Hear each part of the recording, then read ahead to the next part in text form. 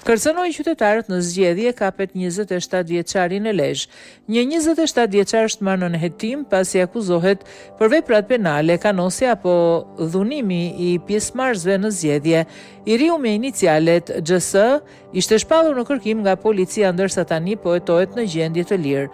Në vijim të komunikatës në datë 5/5/2025, ku është shpallur në kërkim shtetësi XS, 27 vjeç. Si një nga autorët e dyshuar për veprat penale, kanosi apo dhunimi i pjesëmarrësve në zgjedhje dhe mbajtja pa leje dhe prodhimi i armëve shpërthyese dhe municionit, ju informojmë se në datë 18/5/2025, nga forcat e posaçme Shqiponja në DVP Lezhë, u bë mundur lokalizimi dhe kapja e shtetësit të shpallur në kërkim policor XS, 27 vjeç, banues në Lezhë.